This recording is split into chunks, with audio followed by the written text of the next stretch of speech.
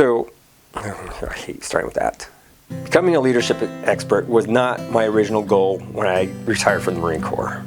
In fact, it was far from it. I never thought of myself as being a leadership expert. I'm Eric with Leadership Develop. This week, I want to talk about my journey of how we are here, how somebody had no leadership ability became an expert leader, and now trying to be a leadership expert to help those be more excellent than I am. My story is not too different from anybody else's, except I started off in the middle of nowhere, North Dakota. So one of 17,000 people that escaped the Great White North that became a leader of Marines, a leader of men and women who wanted to make a difference. But that wasn't natural. I might have had some genetics where I had a father or I had a dad who was very good with leadership, but I was stupid and didn't learn from him. I had my moments of leadership success in college, but I didn't know how I came about that.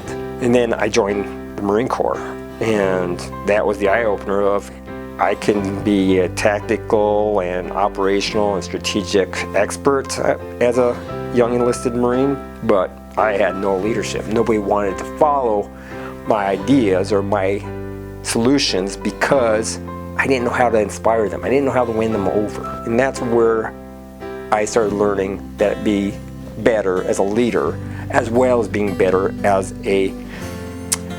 let's call it a manager. We're going to say the manager is the person that makes things happen, and it's the leader that inspires others to join them on that journey. I can get results. I can take anybody and be an asshole boss and get results, but Marines do not follow assholes into harm's way. Trust me. I don't care what the movies or TV shows say, nobody will follow a jerk into a bad situation. I started going outside the Marine Corps for leadership training on my own. It started getting recognized by my boss's boss's boss, in which I was starting to win attention and being challenged with more responsibilities. That's when they started trusting me with being in charge of people, because they saw how I inspired people to take on the journey that I was on. I was in the right place at the right time where they said, hey, do you want to be an officer? Do you want to be a pilot? I'm like, yes, please. That was the moment that I realized I started something in the right direction. And then when I went to Officer Candidate School, which is a test of your leadership ability, proved that I did learn something, but only at that level. You see, your leadership needs to improve as you're growing up the levels. And trust me, I've seen many great young leaders fall short on their abilities because they did not continue their education. As a pilot, I struggled. I struggled with leadership. I struggled with leadership of flight. I struggled with keeping up with the smart people. I struggled with a lot of things. However, I'm still inspiring young Marines, inspiring them to take on greater responsibilities, take on greater challenges, to help create or help perpetuate the vision the commanding officer had for our unit. And in that time, our squadron was known for casualty evacuation.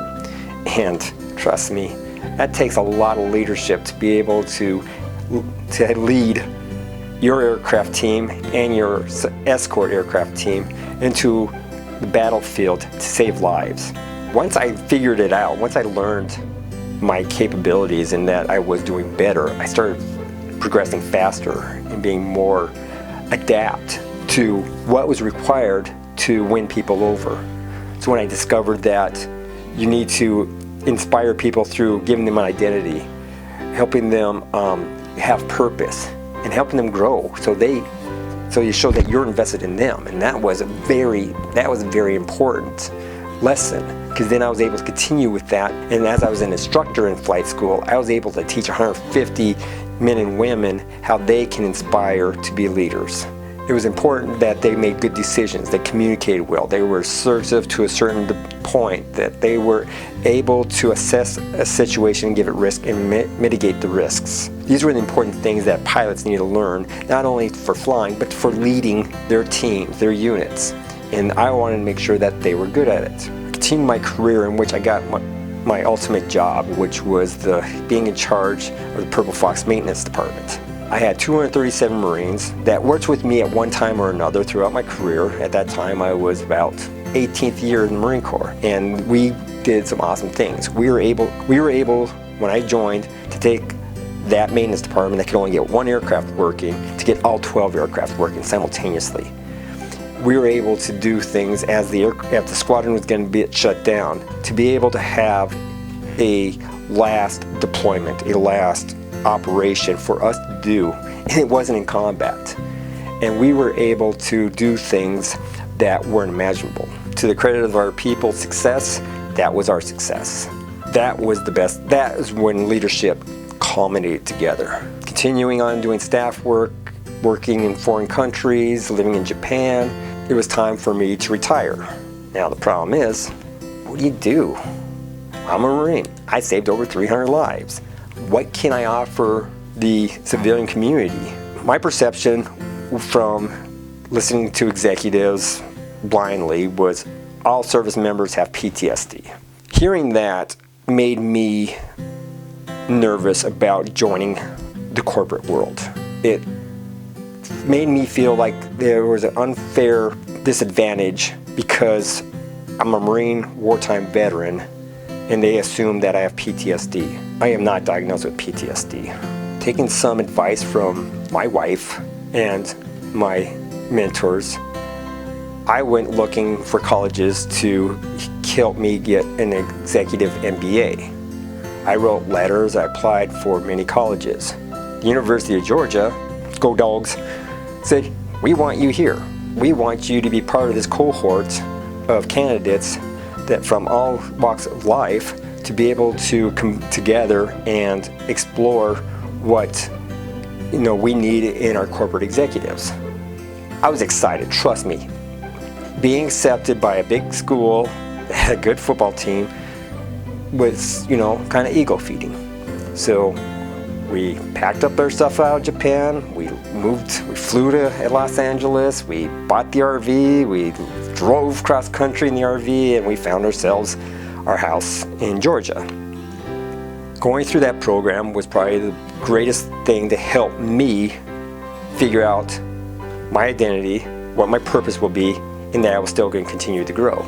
Sitting through there, I realized many things about leadership that I was doing, that I was getting letters and emails from previous Marines who were asking for letters of recommendation, who were asking for assistance on better leaders in the Marine Corps, and also just be able to talk to their organizations about how they can be inspiring leaders for their organizations as well.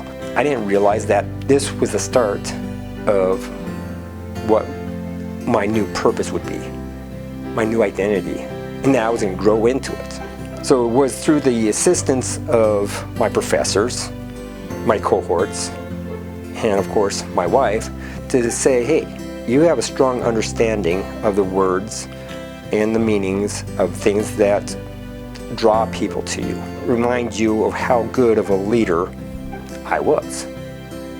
Why don't you do something with that? You're passionate about leadership, you know about leadership, and you continue to grow with understanding leadership. V diagram, why don't you do something about leadership? And you can make money at it.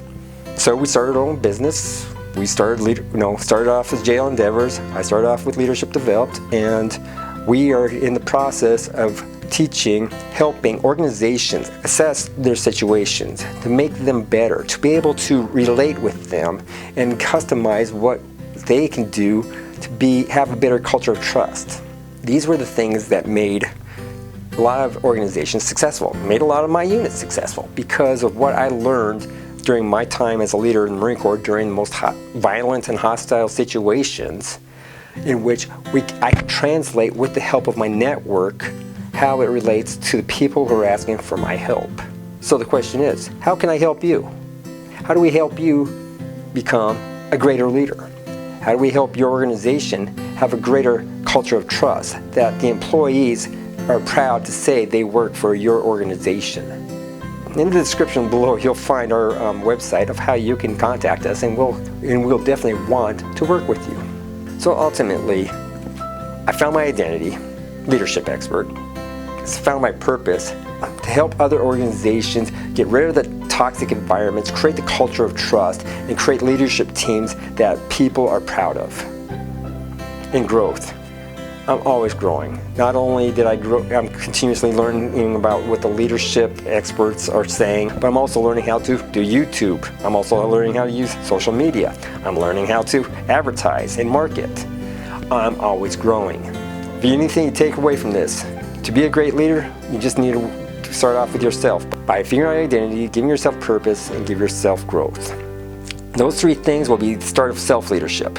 And when people see how you are progressing, they're going to look to you to be a leader to help them be able to find identity, gain purpose, and to be able to grow into the better person that they need to be.